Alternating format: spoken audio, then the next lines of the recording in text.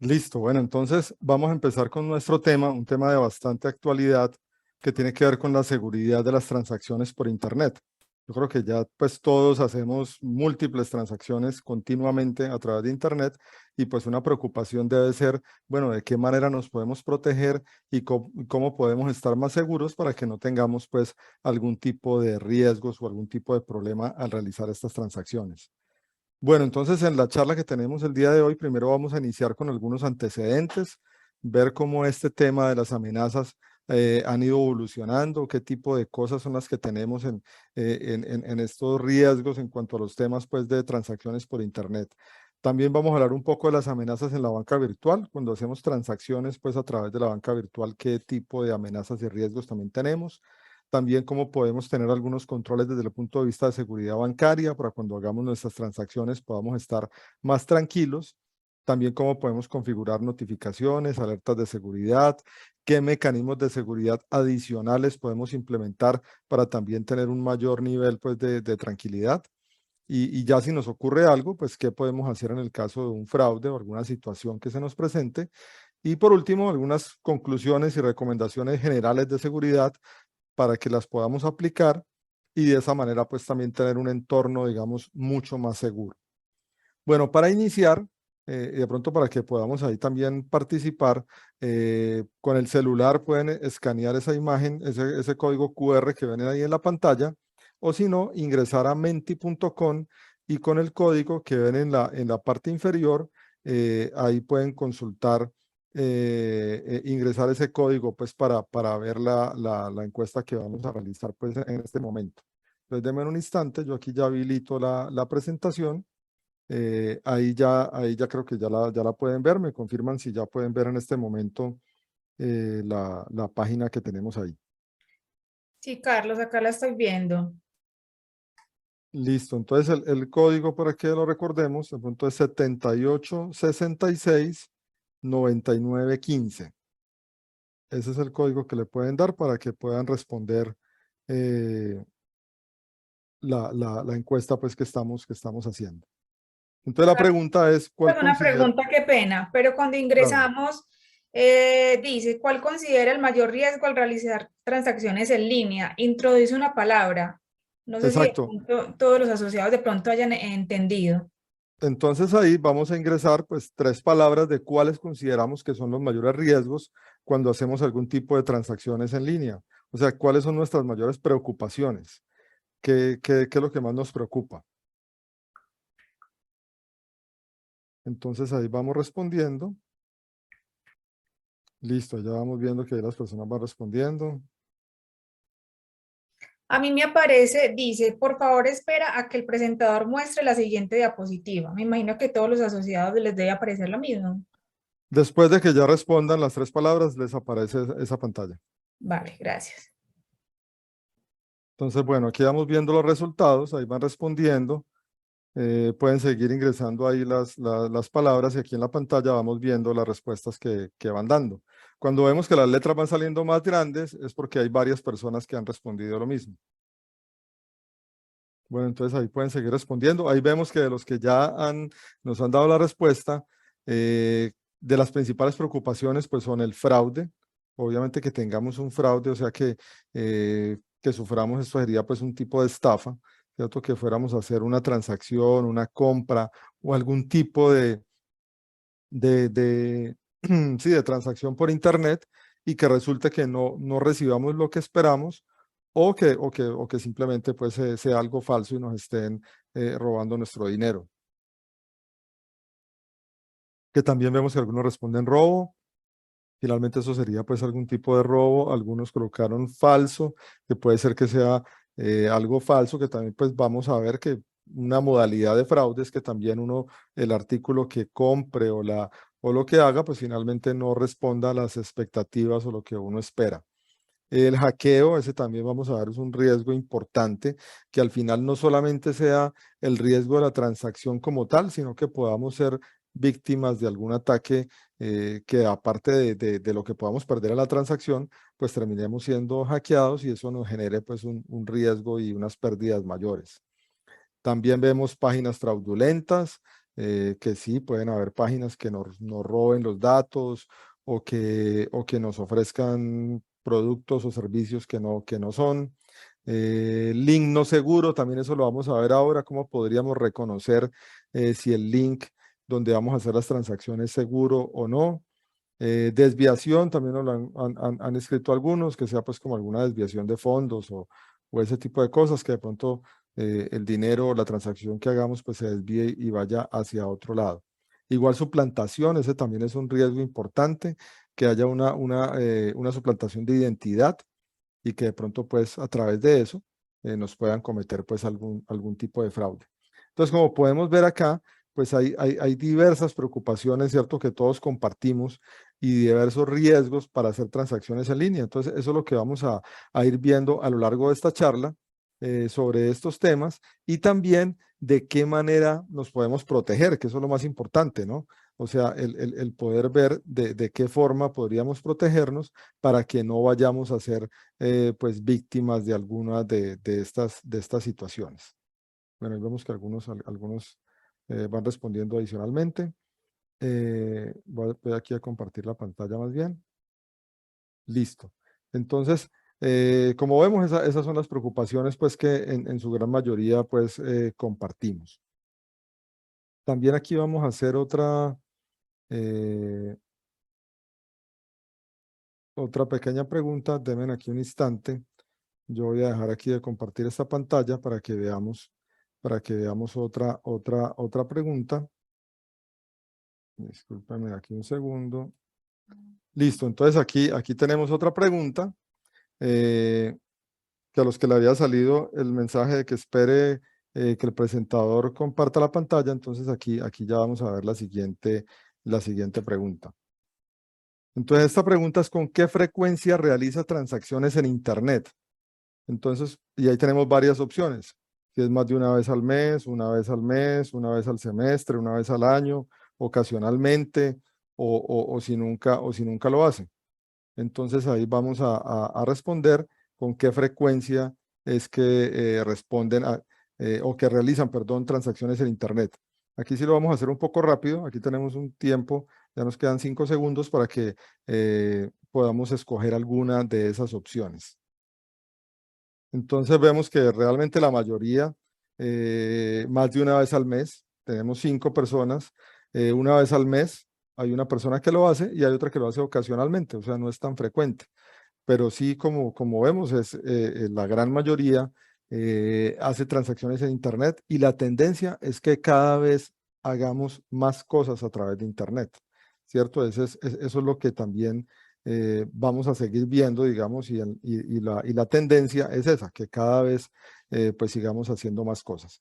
Entonces, para seguir viendo ya como los antecedentes, después de que tuvimos aquí estas preguntas, ahí como para interactuar un poco, vemos lo primero es que los antecedentes de la Cámara Colombiana de Comercio Electrónico dicen que el año pasado tuvimos una tasa de penetración en Internet en el 75%, que está por encima pues del promedio de la región pues en Latinoamérica.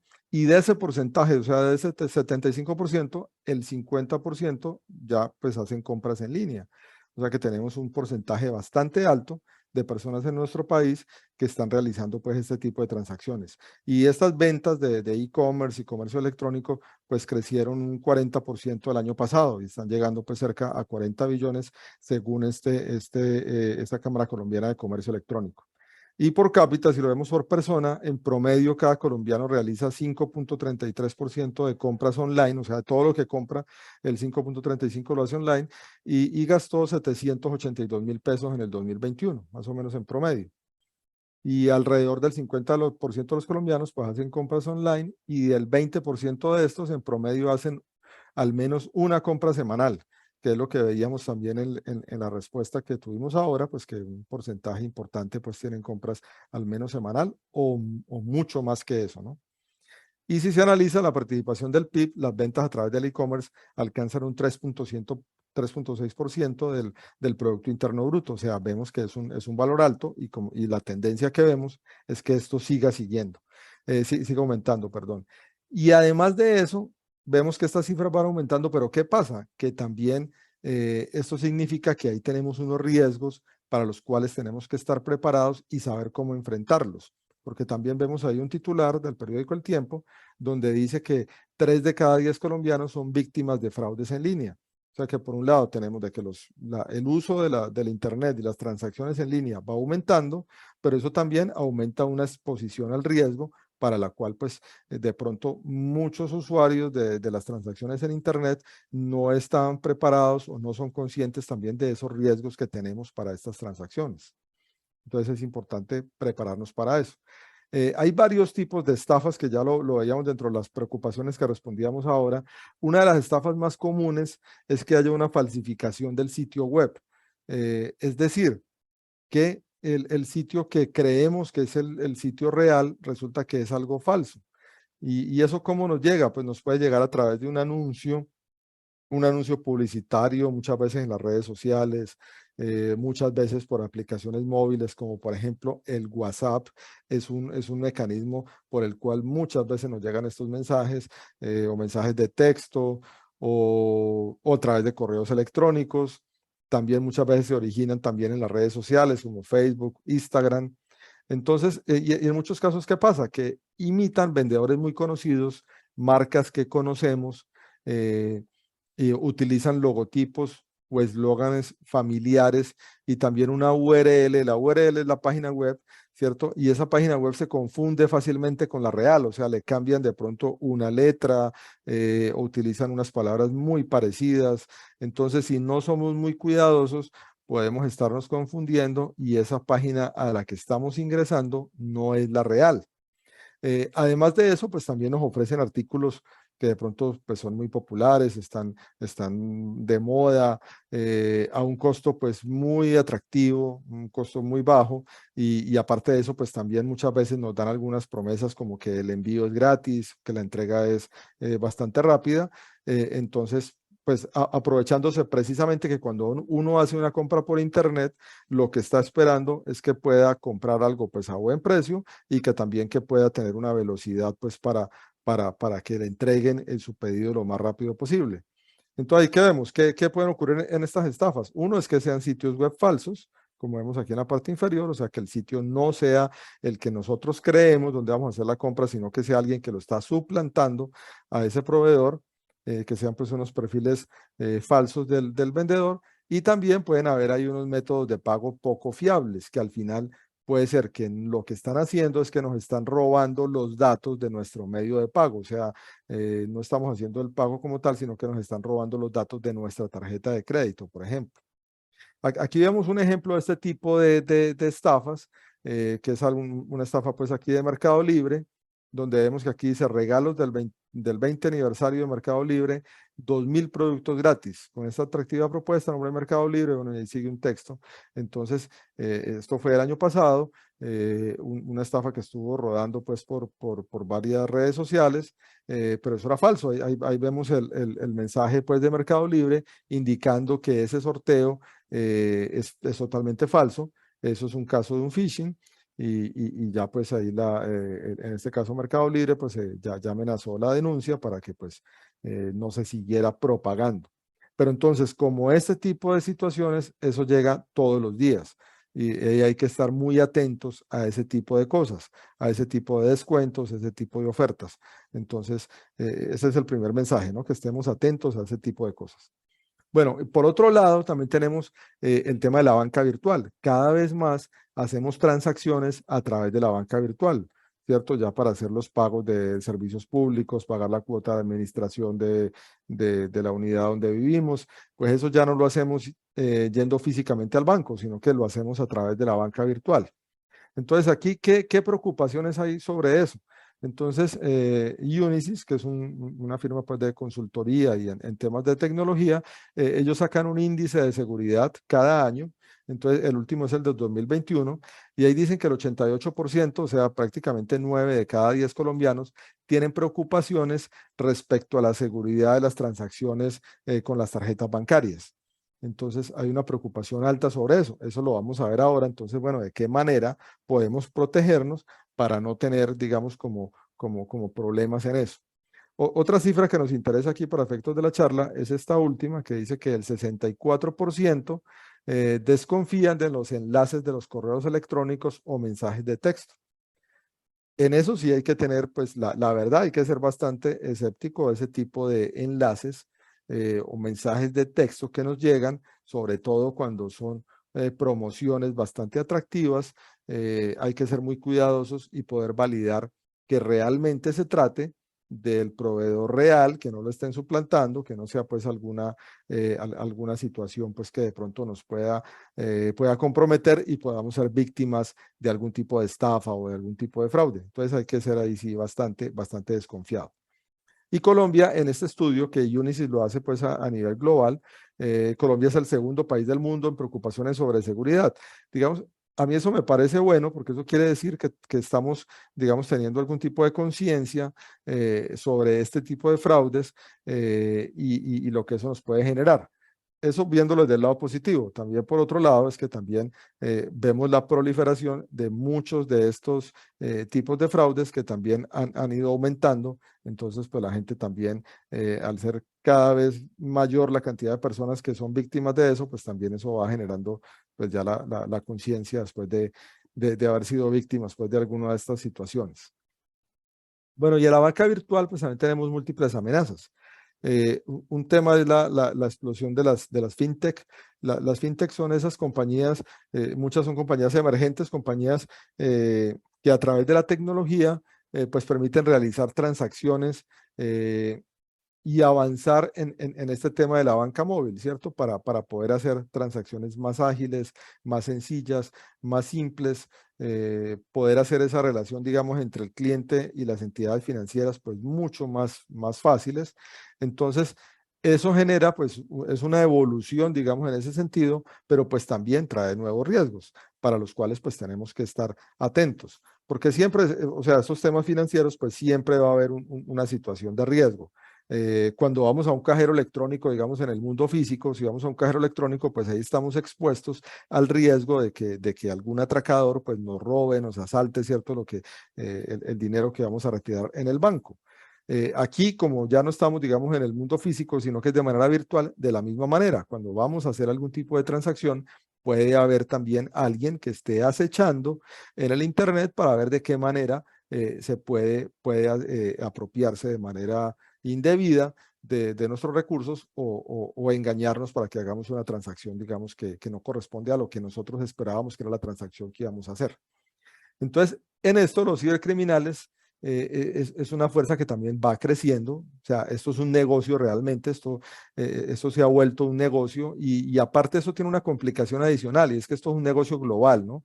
Porque la persona que hace el ataque del cibercriminal puede que no esté en Colombia, o sea, el ataque del cibercriminal lo pueden hacer desde Corea, desde Rusia, desde otro país, entonces por eso tenemos que ser pues bastante cuidadosos y aquí en esta charla pues vamos a tener algunos tips y algunas sugerencias que nos van a disminuir la posibilidad de que podamos ser víctimas de ese tipo de ataques. Los cibercriminales pues se hacen también más fuertes en cuando hay momentos convulsionados, cuando hay porque se aprovechan también de ese tema, puede haber por ejemplo, si las personas están interesadas, no, pues vamos a comprar dólares porque de pronto no sabemos cómo pueda seguir fluctuando la moneda, entonces ahí pueden aprovechar y hacernos algún tipo de ofertas de comprar dólares o hacer cosas de transacciones de ese tipo, entonces por eso hay que ser bastante cuidadosos y siempre pues validar muy bien dónde es que vamos a hacer ese tipo de transacciones. El año pasado fue bastante crítico pues en temas de ciberataques o sea, después de la pandemia realmente eso ha tenido pues se han disparado y se han venido utilizando muchos más los medios electrónicos, ¿no? Por obvias razones. Y también eso se ha vuelto pues muy atractivo para los cibercriminales, ¿no? Entonces, por eso, pues cada vez más eso va a seguir atacando.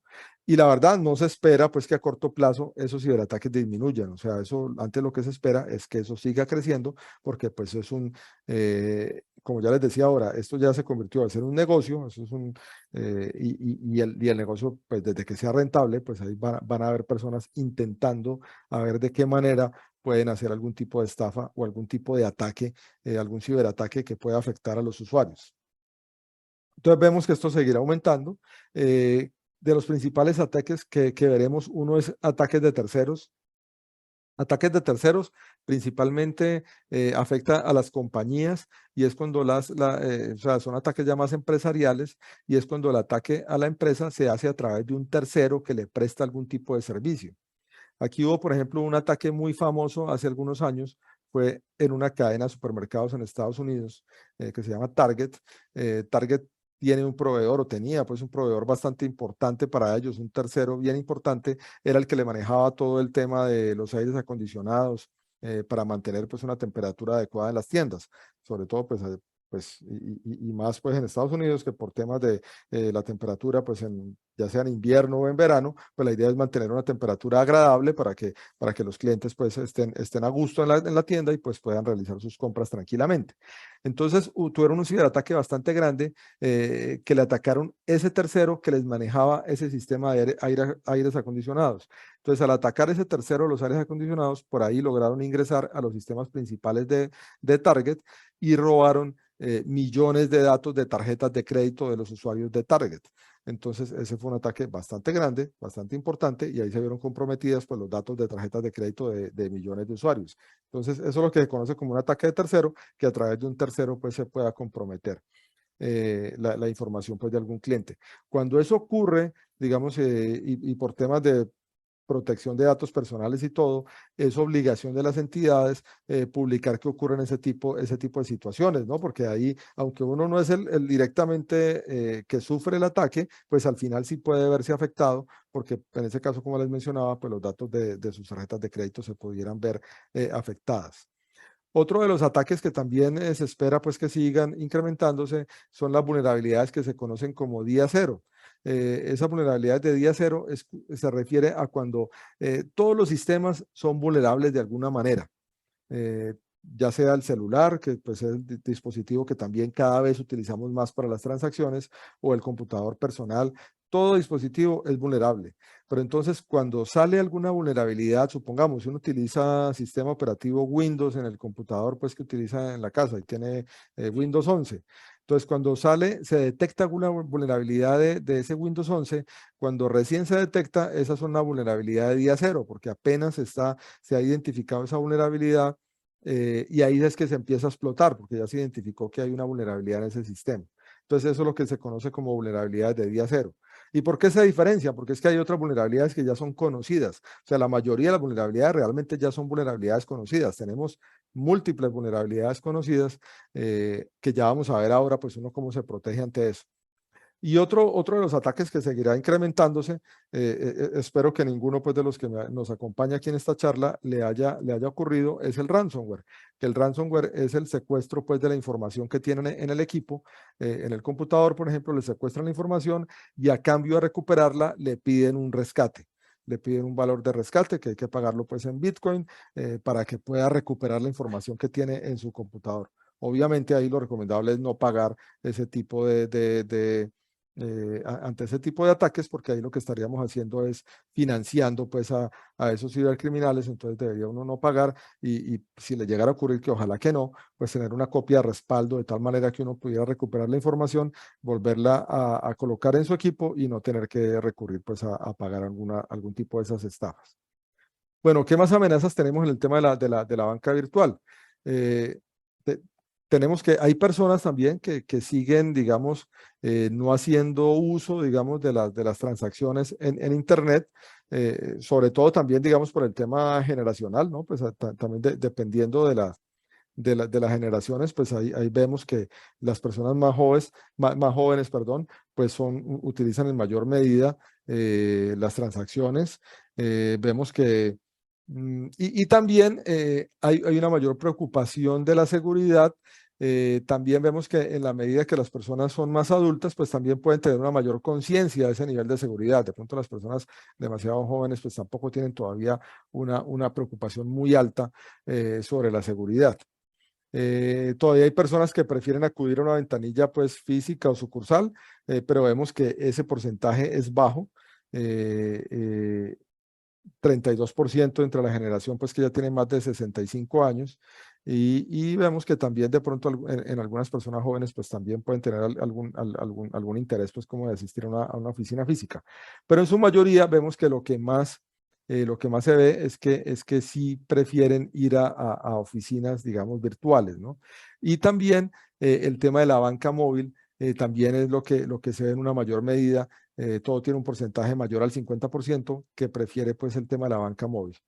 Y las preocupaciones de seguridad, que pues todos deberíamos de alguna manera estar preocupados con la seguridad, porque pues digamos que es un nuevo escenario el hacer las transacciones de manera virtual, de manera en línea, y entonces yo debo prepararme pues para los controles que debería tener ante eso.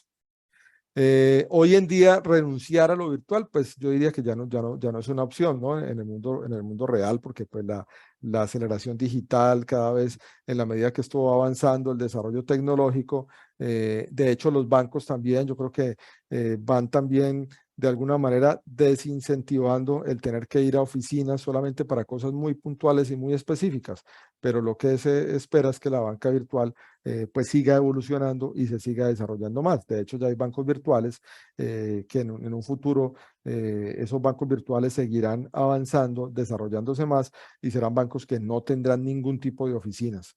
Entonces, eso es lo que se espera, pues que siga avanzando. Entonces, lo que tenemos que hacer es estar preparados para avanzarnos para poder estar preparados ante ese tipo de cosas. Bueno, ¿y qué amenazas tenemos, digamos, en la banca virtual y en general en las transacciones? Lo primero es que hay que tener en cuenta que hay amenazas en los dispositivos móviles. Cada vez más las transacciones las hacemos a través de dispositivos móviles. No las hacemos a través del computador, sino a través de nuestro celular. Entonces, ¿qué pasa con los celulares? Que en los celulares también todos tenemos, seguramente, de los que estamos aquí conectados en la charla, en su gran mayoría, tenemos una gran cantidad de aplicaciones que le instalamos al celular. Tenemos aplicaciones ya sea para temas de entretenimiento, de algún tipo de juego, o también podemos tener aplicaciones que nos sirven de alguna manera para algún tema profesional, para algo de nuestro trabajo, o nos pueden ayudar para organizar de pronto algún tipo de cosas, o hay múltiples aplicaciones para lo que nos podamos imaginar, hay aplicaciones en el celular. Y hay muchas aplicaciones que son gratuitas. Entonces, estas aplicaciones gratuitas vemos que tienen, sobre todo las gratuitas, tienen grandes amenazas. ¿Por qué? Porque vean que hay muchas aplicaciones gratuitas. Por ejemplo, a veces instalamos una aplicación que puede parecer inofensiva, como por ejemplo el de la linternita o que nos alumbra así de manera pues como intermitente, que nos parece pues una aplicación divertida. Ese tipo de aplicaciones gratuitas, algunas de esas comparten, por ejemplo, los datos de nuestras direcciones de correo. 9%, o sea, del top 100 de las aplicaciones gratuitas, tanto para Android como para iOS, o sea, para iPhone, comparten direcciones de correo electrónico el 9%. ¿Eso qué quiere decir? Que cuando instalamos la aplicación nos está capturando nuestra dirección de correo electrónico y compartiendo esas direcciones de correo electrónico. Eso pudiera parecer que no es ningún problema, pero es que esa es como la base por la cual podemos sufrir algún ataque, porque los atacantes lo que hacen primero es recopilar información. Entonces, recopilar el correo electrónico es algo que es muy útil porque por ahí nos pueden mandar correos y mensajes con ataques de phishing o cosas de esas. También el 44% vemos que comparten el número telefónico. Entonces también el número telefónico, ¿para qué le sirve? Para enviarnos luego mensajes a través de mensajes de texto o puede ser o mensajes de WhatsApp, donde nos envíen también algún tipo de estos ataques. Comparten el nombre del usuario el 30%, eso también va a ser información bastante útil, aunque pareciera algo totalmente inofensivo, pero es que si nos llega un mensaje de texto o un mensaje de correo electrónico y aparte nos dicen el nombre, pues de pronto eso nos genera más confianza y le da como mayor credibilidad al mensaje. Entonces, por eso es importante ese tipo de cosas. También la dirección postal, pues algunos lo comparten para temas ya tener la dirección física como tal. Y otros permisos de riesgo, también pueden compartir la geolocalización, o sea, porque en el celular pues puede saber dónde estamos físicamente en ese momento, entonces pueden compartir la geolocalización, pueden dar el acceso a la cámara, un 25%, ese acceso a la cámara también puede ser muy peligroso, porque con la cámara del celular pues ahí podrían capturar imágenes y en algún momento podrían capturar cosas que podrían pues utilizarse en contra nuestra. También grabación de audio en un 9%, incluso acceso al log de llamadas, en 10%, pero este sí no está disponible en iOS, o sea, en los iPhones sí no se permite hacer esto, y tampoco la lectura de mensajes SMS, ese tampoco está disponible en iPhone, pero sí en Android, o sea, no en otros celulares. Y aquí también aprovecho para decir que de pronto algunas personas, digamos, tienen piensan que por tener, digamos, un iPhone, un celular con iOS, pues que no es vulnerable a los ataques. Realmente sí es vulnerable, lo que pasa es que, digamos que no en el mismo nivel de riesgo que otros celulares como los Android. Sí tienen un mayor nivel de seguridad, mayor nivel de protección, pero eso no quiere decir que esté totalmente blindado y que no pueda ser víctima de ningún tipo de ataque, ¿no? Como podemos ver pues ahí en esas cifras. Entonces, bueno, de estas amenazas, ¿qué es lo que puede ocurrir? Lo primero que puede, una de las cosas más comunes es el tema de la suplantación de la identidad, que también lo veíamos ahora dentro de las preocupaciones que se planteaban ahí en las preguntas iniciales. Entonces, ¿qué es la suplantación de identidad? Pues este es un método mediante el cual, ¿cierto? Una persona o puede ser una compañía, pues finge ser, digamos, alguien que conocemos para engañarnos y que le proporcionemos información de cualquier tipo, ¿cierto? Entonces, ¿y eso cómo lo hacen? Pues a través de, como les decía, puede ser un correo electrónico, un mensaje de texto, que es un SMS, entonces por eso esa técnica, cuando lo hacen a través de mensaje de texto, pues por la palabra en inglés, pues se habla de smishing, donde ahí nos pueden enviar un enlace, o sea, un link a un sitio web inseguro de donde obtener la información. Entonces aquí recibimos de eso múltiples ataques de ese tipo todos los días y hay que ser muy cuidadosos. Entonces nos puede llegar, por ejemplo, un mensaje que ha llegado bastante, no sé si de pronto a alguno de ustedes le ha pasado, que diga que de pronto ha recibido una fotomulta, entonces que darle clic a tal enlace para ver la fotomulta. Pero de pronto uno no se ha fijado bien y resulta que ese mensaje de la fotomulta no es de la Secretaría de Tránsito de Medellín, sino que de pronto es incluso de otro lugar, o sea que nada tiene que ver con nosotros. Pero a veces, digamos, o sea, ahí lo que toca es leer muy bien, o sea, hay que leer esos mensajes, ver bien de dónde nos está llegando y de esa manera no caer en ese tipo de suplantaciones. También que aprovechan, por ejemplo, ahora que estamos en época de vencimientos de términos para la declaración de renta con la DIAN, entonces también nos pueden llegar mensajes donde diga alguna cosa relacionada con la DIAN, que tenga aquí este enlace para que pueda hacer su declaración de renta o para que tenga, o incluso le dicen de que usted tiene una sanción por no haber presentado la declaración de renta de manera adecuada y que entonces dele clic a tal enlace para revisar el tema de la sanción y resulta que esos enlaces son falsos, no son reales. Entonces toca revisar muy bien, validar que sí corresponda a la página que creemos que es, o sea, que sí corresponda a la página de la DIAN, que sí corresponda si es un tema de una multa de tránsito, pues a la entidad del tránsito de donde normalmente nos movilizamos, o sea, validar muy bien que eso sea. Entonces, ¿cómo evitamos ser víctimas de este tipo de ataques? Pues lo primero es no responder a enlaces, lo primero es no responder a enlaces o mensajes que no hemos solicitado, porque también muchas veces nos llegan, no, que usted se ganó un premio, que se ganó una rifa de tal cosa, y pues si nosotros nunca, o sea, si no hemos solicitado participar en una rifa o algo así, pues difícilmente nos va a llegar un premio de algo que ni siquiera habíamos solicitado hacerlo. Entonces hay que ser totalmente desconfiado en eso, ¿no? Lo otro, no abrir archivos adjuntos, porque ese es el otro problema. Nos llega un correo electrónico y ese correo electrónico tiene un archivo adjunto.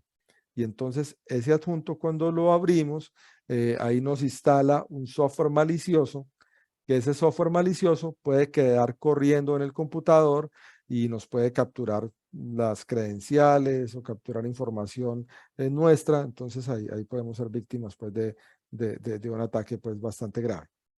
Y cuando vayamos a hacer compras por internet, pues revisar que sí sean páginas seguras, que ya vamos a ver también algunos tips de cómo poder verificar y poder validar que las páginas sí son seguras.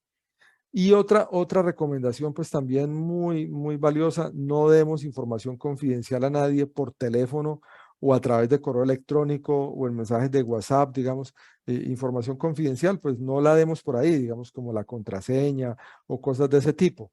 Y no es porque no confiemos en la otra persona a la que le estemos enviando esa información, sino porque como ya estamos viendo este tema de los ataques de phishing o algo así, Resulta que a la persona que le estamos enviando la información puede que en el dispositivo que utilice pues ya tenga algún tipo de virus o de malware o algo así y pueda estar capturando esa información pues algún atacante. Entonces, por eso procuremos no enviar ese tipo de información a través de mensajes de texto o algo así. Bueno, otra de los ataques que también se están viendo y han ido aumentando es la clonación del SIM del celular, que eso se llama pues SIM swap, pues la palabra pues en inglés.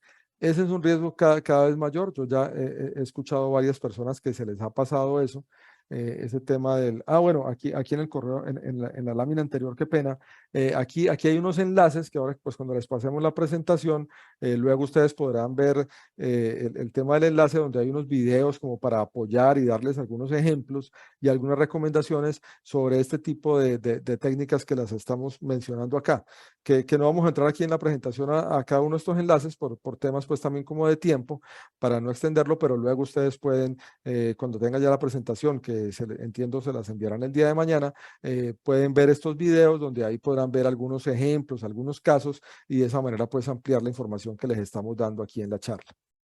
Bueno, entonces, como les decía, el tema de la clonación de la SIM del celular es algo que se está aumentando, ya he escuchado pues varios casos.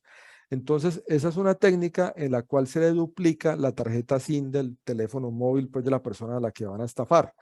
¿Y el fin es cuál? Pues tener acceso al número telefónico para acceder y con eso pues pueden acceder a la cuenta del banco, robarle el dinero o incluso con eso también pueden solicitar algunos, de pronto hacer compras o hacer algún tipo de transacciones. Entonces, o sea, pueden hacer muchas cosas después de que le clonen el celular, porque como ya uno tiene muchas aplicaciones y cosas instaladas en el celular, pues por ahí le pueden hacer varias cosas. Entonces hay que tener cuidado con eso. Usualmente cuando para hacer ese tipo de ataques, pues tiene que haber algún tipo de complicidad con el operador celular, es lo que usualmente pasa, ¿no?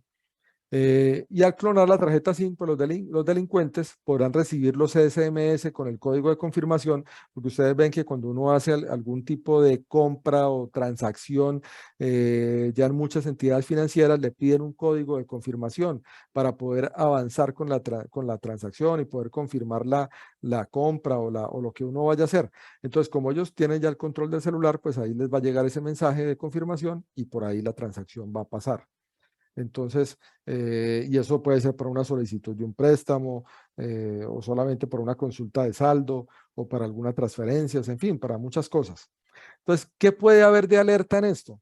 Si de pronto estamos en una llamada y de pronto repentinamente se nos corta la señal del celular y no vuelve a tener señal, no podemos volver a llamar, y estamos en un sitio donde pues usualmente la cobertura funciona, entonces puede ser que estamos siendo víctimas de un ataque de estos de SIM swapping. Si vemos pues de que no nos funciona pues el celular y no podemos entrar a ningún tema, pues ahí podemos estar siendo víctimas de esto. O también cuando nos roban el celular, o sea, si nos roban ya directamente el aparato del celular como tal y de pronto el celular no lo tenemos bloqueado pues con alguna contraseña fuerte o algo así, entonces pues ahí los atacantes van a tener acceso directo al celular y pues ahí vamos a tener problemas. Entonces ahí en ese caso pues, lo que hay que hacer es reportarlo pues lo más pronto posible cuando tengamos el tema del hurto del celular, porque ya el celular se convierte pues en algo supremamente valioso, ¿no? Porque es como la billetera, pues ahí tenemos pues todo el tema de tarjetas de crédito y todo y las podrían utilizar pues a través de manera virtual. Bueno, otro tema que también hay que tener en cuenta ya, no solamente en transacciones financieras que hagamos en los bancos, sino cuando vayamos a hacer una compra, porque también pues las transacciones que podemos estar haciendo en Internet es que estemos comprando algo. Entonces, la primera indicación que hagamos, que debemos tener en cuenta, perdón, es que sean precios muy baratos. Por ejemplo, una empresa de seguridad bastante reconocida en Internet, que es Norton, de pronto alguno de ustedes conoce, tiene algún antivirus instalado en sus equipos que sea Norton, pues dice que hay que estar alerta si los descuentos exceden el 55%, o sea, descuentos mayores a eso podrían ser ya considerados sospechosos. Eso no quiere decir que todos los descuentos mayores a eso lo sean, ¿no? Porque puede ser que sí sea el proveedor de nuestro o un sitio confiable y seguro, y de pronto está en una promoción bastante alta, que resulta que puede pasar, ¿no? Que de pronto hay promociones bastante buenas, que de pronto dicen que es por pagar con cierto medio de pago, con cierta tarjeta, pero después de validar si corresponde al sitio real, entonces pues en ese caso no habría problema. El tema es que si validemos bien cuando sean esos descuentos tan buenos, que realmente sí sea un sitio confiable y que sea el sitio donde ya hayamos comprado antes, pues que tengamos cierta tranquilidad de que eso pues sea algo seguro. Otra cosa por lo cual uno identifica muchas veces los sitios es porque son sitios de mala calidad o incluso con errores de ortografía. ¿Por qué pasa tanto ese tema de errores de ortografía cuando hacen este tipo de ataques o sitios que suplantan? Porque como ya les mencionaba hace un momento, estos ataques pueden venir desde cualquier parte. Entonces, si vienen desde de otro país, digamos Corea, Rusia, lo que sea, pues ellos construyen las páginas web o los correos electrónicos a través de traductores. Entonces, ahí pueden quedar muchos errores de ortografía o palabras que no están o de pronto uno cuando lee pues no entiende muy bien o no tiene pues como no está claramente escrito. Entonces, ¿por qué pasa eso? Porque lo han hecho con un traductor y como sabemos pues las traducciones no siempre quedan muy bien. Pero aún así hay personas que aunque vemos ese tipo de errores, de pronto porque la promoción es tan buena, pues aún caemos, ¿no? Entonces tengamos cuidado con eso, porque también los vendedores reales se cuidan mucho de no tener errores ortográficos ni errores de presentación en sus páginas web. Siempre hacen, pues son sitios normalmente pues bastante impecables y que no van a tener ningún tipo de error de esa naturaleza. Otra cosa que nos debería despertar muchas sospechas es cuando no haya opciones de contacto, o sea, una página web donde vemos que se puede comprar o hoy en día que podemos hacer compras, digamos, a través de Instagram y que simplemente nos mandan un enlace o algo así para hacer los pagos, pues debemos sospechar bastante donde veamos que no hay cómo tener un contacto con ese proveedor, digamos que no haya pues un número telefónico o una cuenta de correo corporativa, sino que no haya ningún tipo de contacto, sino solamente a veces un formulario de contacto, que ese formulario pues puede ser algo que hayan hecho con forms pues de Google o aplicaciones gratuitas y eso pues realmente eso no nos da ningún tipo de tranquilidad de que realmente sí haya algún contacto directo con ese proveedor. O si la cuenta que nos están dando de servicio al cliente es una cuenta gratuita de Yahoo, Gmail, Hotmail, cualquiera de esas cuentas gratuitas, pues eso ya de entrada ya nos diría que ahí habría que sospechar porque eso seguramente no es confiable. Otra cosa es que la URL tenga palabras o caracteres extraños, porque pues normalmente si es un sitio conocido, pues solamente utilizan el nombre pues de la marca pues que queremos comprar, ¿no? No sé, por dar algunos ejemplos, pues falabella.com.co o si es Almacenes Éxito, pues es el nombre, ¿cierto?, de la tienda normalmente, no otro tipo de palabras al final o caracteres extraños, porque ahí ya, ¿por qué tiene esos caracteres extraños? Porque están suplantando al real, ¿no?, al original, entonces por eso hay que ser cuidadosos de que el nombre sí corresponda al nombre que nosotros usualmente pues utilizamos. Otro que nos daría pues algún tipo de advertencia es que no tenga pues algún certificado digital o que no tenga ningún tipo de seguridad cuando vayamos a introducir pues datos personales o la información de nuestras tarjetas de crédito. Y eso digamos, ¿cómo se identifica eso? Bueno, aquí que estamos viendo en la pantalla, entonces por ejemplo, cuando entramos a algún tipo de lugar, yo les mencionaba ahora como Falabella, por ejemplo, si vamos a entrar a Falabella, .com, creo que es .com.co, si entramos a la página aquí de Falabella, que aquí ingresé, creo que sí, aquí estamos viendo, si están viendo mi pantalla. Entonces aquí en Falabella, como pueden ver, hay un candado aquí en la parte izquierda. Este candadito significa que esta página al inicio tiene unas letras que son HTTPS. Si no vemos el candadito, pues habría que validar que tuviera ese HTTPS. ¿Eso qué nos dice? Que esta información, primero que la conexión es segura y que tiene pues un certificado digital. Y aquí podemos ver que aquí nos dice pues que ese certificado es válido. Aquí incluso nos dice pues para quién se emitió el certificado, quién emitió ese certificado, que está válido hasta, por ejemplo, aquí dice hasta el 3 de noviembre del 2022. Entonces, eso quiere decir que eso es un certificado pues que podemos confiar en ese certificado. y ahí sí ya quisiéramos ver más información, ahí hay una declaración del emisor y ahí vemos pues más información sobre ese certificado DigiCert, que es el que tiene Falabella. Entonces, eso quiere decir que esta página que yo le di aquí es la página real de Falabella, es confiable y puedo confiar en ella. Entonces, eso es lo que tendríamos que revisar, poder validar, pues que si es un sitio que no conocemos mucho o algo, pues poder estar validando eso. Y siempre tenemos que mirar que tenga ese candado y que tenga ese certificado digital válido. ¿Por qué es importante mirar el tema certificado digital válido? Porque el candado, incluso pueden haber páginas que no sean reales, que sean falsas, ficticias, pero ellos incluso le pueden ya colocar ese candadito, puede tener ese certificado. Entonces, por eso hay que ser bastante cuidadoso de que aparte de que lo tenga, pues sí sea certificado válido. Y como veíamos acá, por ejemplo, ahí nos decía que el certificado pues había sido emitido, perdón, aquí donde estaba el candado, que el certificado había sido emitido para Falabella, ¿no? Entonces, como vemos aquí, emitido para falabella.com.co, o sea que sí corresponde a la tienda, porque si ahí nos saliera otra cosa diferente y no Falabella, pues ya vemos que no, eso ya nos daría algún tipo de desconfianza, ¿no?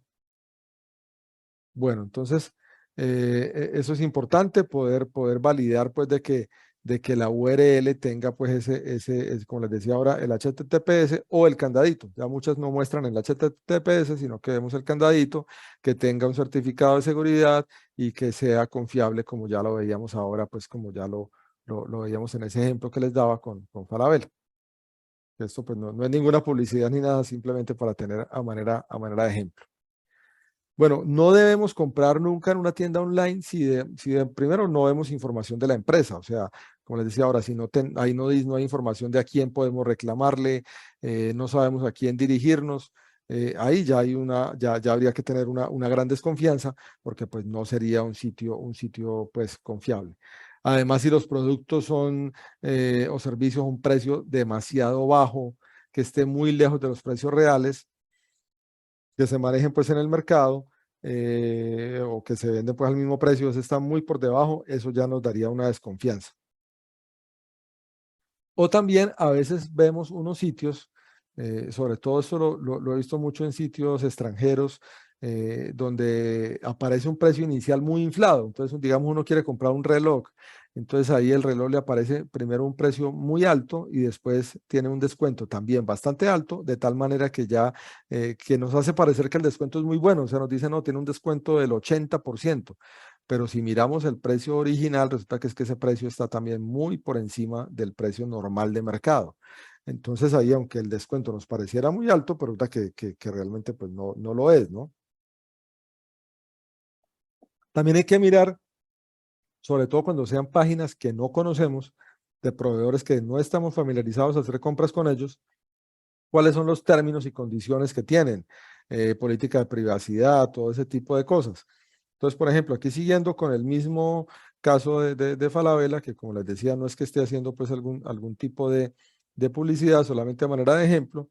Entonces aquí vean que ellos generalmente los sitios tienen en la parte inferior donde hay unos términos y condiciones, hay una política de tratamiento de datos, por ejemplo aquí también tienen derecho a retracto, entonces da una serie de informaciones también donde contactarlos, aquí incluso tienen un botoncito para poder tener un chat con ellos y poderlos validar. Entonces, el sitio donde vayamos a comprar tiene que tener esa información y donde uno vea, pues, dónde puede contactar. Aquí, pues, también hay un teléfono en Bogotá, un mail de servicio al cliente @falabella.com.co, como les decía, no un correo, pues, de Gmail o un correo gratuito. Entonces, eso ya nos da, pues, una idea de que este sitio, pues, podemos confiar en él.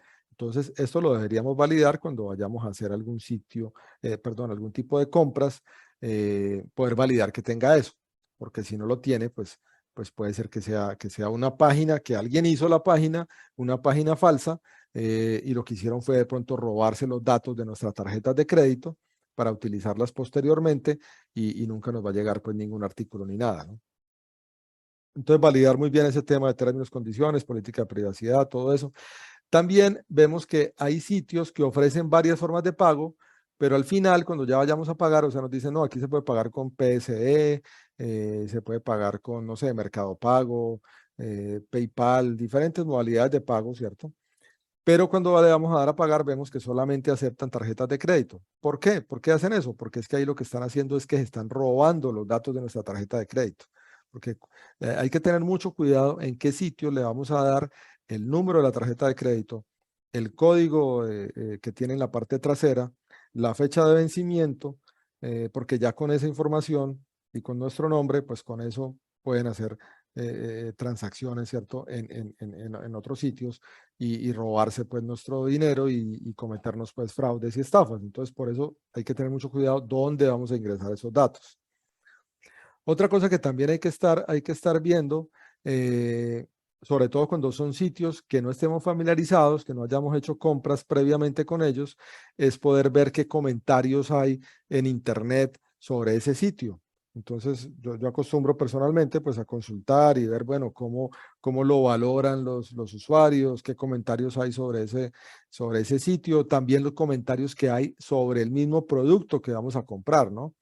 Si vamos a comprar, porque también puede ocurrir, yo puedo estar comprando un reloj, digamos, en Amazon o en algún sitio, pero resulta que Amazon, por ejemplo, tiene múltiples proveedores y muchas veces no es directamente Amazon el que vende, sino que es un intermediario, pero hay otro que es el que realmente vende. Entonces también hay que tener los comentarios, sobre todo ahí no porque le vayan a robar los datos, porque los pagos sí los hace Amazon y están controlados por Amazon, pero sí de que no vaya uno a recibir de pronto un artículo que sea un artículo falso, un artículo que no corresponda a las necesidades que uno tenía.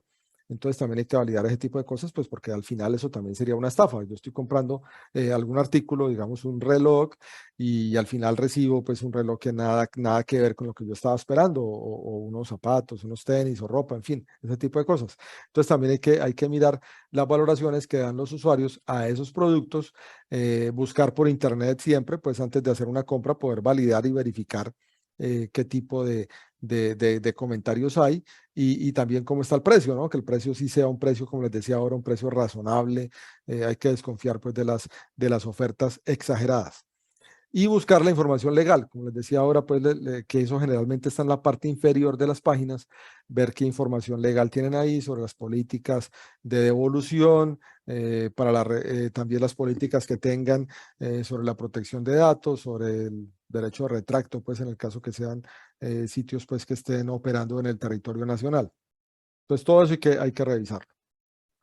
Bueno, también cuando hacemos transacciones pues en la banca virtual, los bancos también nos ofrecen, digamos, nos dan algún tipo de ayudas y de temas para que podamos configurar notificaciones y alertas. Estas notificaciones y alertas son bastante útiles porque así nos dan la posibilidad de que nosotros estemos viendo en tiempo real cuando ocurre algún movimiento. Ahí también es aprovechar la tecnología también para efectos de nuestra seguridad. Entonces recibir, por ejemplo, mensajes de texto en el celular cuando se haga una transacción. Entonces el celular nos avisa, se hizo una compra en tal sitio por tal valor. Entonces de esa manera vamos a estar alertas si ocurre algún movimiento inusual o algún movimiento sospechoso. Entonces es importante que configuremos ese tipo de cosas en nuestra entidad bancaria. También es una buena práctica y una sugerencia, pues si no, pues si ya no lo hicimos en línea, lo ideal es poder uno estar en línea monitoreando pues los eventos, también monitorear los extractos para poder ver pues posibles sorpresas y que no hayan movimientos que no sepamos pues a qué corresponden, ¿no? Y también cambiar las contraseñas frecuentemente, porque también, ¿qué ocurre? Puede ser que hayamos sido víctimas de alguno de estos ataques que ya les mencionaba ahora, o sea, que hayan robado nuestra identidad, nuestra tarjeta de crédito, algún dato, y de pronto los atacantes lo que hacen es inicialmente hacer una transacción pequeña, que de pronto no la alcanzamos a percibir, pero ellos lo que hacen con esa transacción pequeña es que si la transacción pasa, entonces ya después van incrementando y hacer transacciones de un monto más representativo, ¿cierto? Entonces por eso es importante estar monitoreando. Hay como anécdota, pues, y de caso personal, me ocurrió una vez, me llegó la notificación del banco de una compra, una autorización de una compra y era por un monto muy pequeño. Era una autorización de Netflix, creo que era $1, si no estoy mal. Entonces lo que pasa es que también cuando se hace con Netflix, ellos, cuando alguien seguramente tenía los datos de mi tarjeta, la verdad no supe de qué manera los obtuvo, alguien obtuvo esos datos y entonces hacen esa transacción. Primero con Netflix igual valida y verifica que esa tarjeta sí sea válida, y por eso primero hacen una transacción pequeña. A mí me llegó el mensaje, entonces ahí mismo me comuniqué con la entidad bancaria. De hecho, ellos me dijeron que esa era una modalidad pues de fraude bastante común. Pues de hecho yo no había hecho esa transacción, pues yo tengo la cuenta pues en Netflix habilitada y me llega un descuento mensual por un valor pues que ya pues el valor mensual de la membresía. Entonces esa transacción no tenía nada que ver con eso. Entonces el banco me dijo que esa era una modalidad de fraude bastante común. Ahí lo que hicieron fue bloquearme esa tarjeta de crédito y me asignaron otra tarjeta porque esa tarjeta pues ya estaba comprometida de alguna manera. ¿Qué hacen los atacantes en ese? Y es un fraude bastante común, pues tienen esos datos ahí con Netflix, como les decía, intentan primero una transacción pequeña, si pasa, pues luego ya pueden comprar incluso muchas suscripciones de Netflix y luego revenden esas suscripciones. No sé si han visto de pronto mensajes de que dice vendemos suscripciones de Netflix a un precio pues mucho menor al real. Puede ser que esas que están vendiendo a un precio mucho menor, pues han sido compradas de manera fraudulenta, pues han sido compradas robándole pues el dinero a alguien que tenía una tarjeta y de pronto esa persona incluso puede que ni siquiera se haya dado cuenta porque tal vez no monitorea periódicamente, solamente al final del mes o cuando vea el extracto, le llegue la cuenta de cobro de la tarjeta, de pronto lo va a identificar. Y ahí lo que hacen, como estas personas tienen múltiples datos ya de tarjetas, pues intentan con otra, ¿no? Y siguen de esa manera intentando. Entonces, por eso es importante poder activar esas alertas, notificaciones con nuestra entidad bancaria. Aquí a manera de ejemplo también es como configurarlas, esto es en DaVivienda. Entonces ahí, por ejemplo, hay una opción ahí para consultar, modificar valores, límites transaccionales. Yo le puedo poner también un límite. La mayoría de las entidades financieras permiten hacer eso. Entonces yo puedo decir para compras por PSE o para compras por Internet, le pongo un tope de X valor. No sé, puedo decir 1 millón, 2 millones de pesos, ya depende pues lo que cada persona pues requiera. Y puede ser un valor, digamos, como que lo que usualmente uno necesita para pagar los servicios y las cosas que usualmente hace. Cosa que si en algún momento uno ya va a comprar algo de un valor mayor, digamos, no, pues esta vez sí voy a comprar, no sé, voy a comprar un televisor o alguna cosa que ya tiene un valor mayor, pues en ese momento le modifico simplemente el límite transaccional y lo aumento y entonces le puedo subir ya 10, 20 millones, el valor que requiera, hago la compra que necesito y luego simplemente vuelvo y lo bajo y lo dejo pues para un valor. ¿Eso para qué? ¿Qué estaría haciendo uno ahí? Pues al final también como limitando el riesgo, ¿no? De que en el peor de los casos, si llegara a cometerse algún fraude o algo, pues el monto mayor va a ser el límite que yo le fijé ahí y no sería pues un valor de pronto todo el cupo de la tarjeta de crédito. Bueno, entonces los mecanismos de seguridad que podemos hacer, pues como vemos, actualmente como esto es un tema que es creciente, pues cada vez más los bancos y también las instituciones de gobierno, pues están monitoreando estas amenazas de seguridad para poder implementar medidas de protección para los usuarios.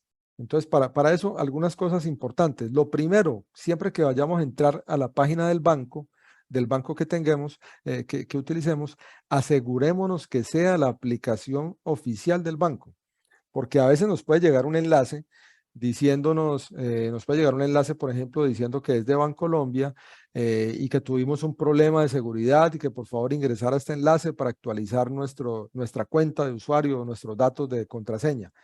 Pero eso puede ser falso y la mayoría de las veces son falsos. Ese tipo de mensajes los bancos usualmente no lo envían. Entonces, lo primero es asegurarse que al enlace que estamos entrando sí sea la aplicación del banco. Y, y lo preferible, digamos, es siempre digitar, o sea, no entrar por ningún enlace, sino digitar la aplicación perdón, la URL de nuestro banco. Yo, por ejemplo, yo tengo pues Davivienda, entonces yo lo que hago siempre es ingresar aquí davivienda.com, o sea, no ingresar a ningún enlace, sino que le escribo la página del banco y ya sé que ahí estoy en la página de Davivienda, no entra a ningún enlace ni nada, sino que entra a la Davivienda, igual aquí vemos que está el candado, que ya les decía ahora, vemos que esa conexión es segura, tiene un certificado válido, ese certificado que tiene Davivienda está emitido pues hasta el 26 de febrero del 2023 y ya vemos pues que que este es el sitio pues de la vivienda y que es un sitio seguro, ¿no? Y que es la página pues oficial del banco. Entonces, eso es lo que deberíamos tratar de hacer, ¿no? Asegurarse de que sea la aplicación oficial. Entonces, para eso, pues lo ideal es poder escribir siempre la página del banco. Uno ya se aprende pues cuál es la página. Bueno, y así verificamos pues que la página empieza con HTTPS o que tiene ese candadito como ya veíamos ahora, ¿no? Hay que tener mucho cuidado, eso sí, cuando lo escribimos, que de pronto no nos vayamos a equivocar en alguna letra y de pronto nos salga alguna página parecida, ¿no? Porque pues ahí eso es lo que ocurre. Otra cosa de seguridad, no utilicemos dispositivos que no son propios. O sea, si vamos a hacer una compra en Internet o vamos a hacer una transacción financiera, o sea, vamos a pagar los servicios o hacer una transferencia bancaria o hacer algún tipo de actividad que requiera pues una transacción financiera, pues usemos nuestros propios dispositivos. O sea, el computador personal que tenemos nosotros o el celular, pues, pero que sea nuestro dispositivo, no uno prestado. ¿Y por qué? No porque desconfiamos, como les decía, de la otra persona, sino puede ser que la otra persona no tenga en su computador una adecuada seguridad, que ya vamos a ver ahora también qué hay que hacer para eso, ¿no? Que de pronto no tenga un antivirus, no tenga el software actualizado. Entonces, eso pues nos aumenta el nivel de riesgo. Lo mismo en el celular, que de pronto el celular no lo tenga actualizado, no tenga pues algún antivirus, eso aumentaría el nivel de riesgo. Y como les decía, al final un atacante lo que puede estar haciendo es que capturando nuestros datos. Al final al atacante, ¿qué le interesa? Capturar la mayor cantidad de información posible. Porque con toda esa información ellos van organizando, ellos tienen bases de datos gigantescas. Esas bases de datos se venden inclusive. Hay algo que no sé si han escuchado, que es la dark web, la red oscura, o sea, que es el Internet como el Internet profundo, donde uno puede entrar, ya no entra uno por el navegador normal, pues como Chrome o como el Edge o el Internet Explorer, ni nada de eso, sino por otro tipo de navegadores. Y en esa red oscura, ahí se pueden comprar datos de usuarios, se pueden comprar datos de tarjetas de crédito, cosas de esas, y eso pues eso tiene un valor. Y en la medida que tenga más datos, pues tiene un valor mayor. Entonces, por eso es importante que no usemos dispositivos que no sean los propios. Y además de eso, no solamente el dispositivo, sino también la red de la que nos vamos a conectar. Tratemos de que sea la red Wi-Fi pues, de nuestra casa, o la red pues, de nuestra casa, o la red de la compañía o de la empresa pues, en la que estemos trabajando, que sea una red segura, o que sea a través de la red del celular, de nuestro celular, pues los datos del celular, que sea a través de eso. Pero no hacer transacciones financieras como ir a hacer algún tipo de transferencia, compra o pagos utilizando una red de un centro comercial o una red de un parque, esas redes Wi-Fi que son gratis, ¿no? Que digamos aquí, por ejemplo, la alcaldía de Medellín tiene ya varias redes gratuitas en varios parques y sitios así, lo mismo los centros comerciales, muchos tienen pues sus redes gratuitas o Starbucks, ese tipo de cosas, porque no sabemos qué personas están ahí, ¿no? Conectadas a esa red y puede haber conectado a esas redes alguna persona que a través de un software especializado esté capturando el tráfico, es decir, los datos que están circulando en esa red. Entonces ahí pueden estar interceptando nuestra información. Entonces por eso no utilicemos esas redes gratuitas cuando vayamos a hacer pues algún tipo de transacción, ¿no? Otra cosa importante, mantener actualizado el sistema operativo, como ya les decía ahora. Entonces actualicemos el sistema operativo del computador y del dispositivo que usemos para las transacciones financieras, porque ya, pues como vemos, ya es más usual que no lo hagamos a través del computador, lo podemos hacer a través del celular, la tablet. Entonces hay que tenerlos actualizados.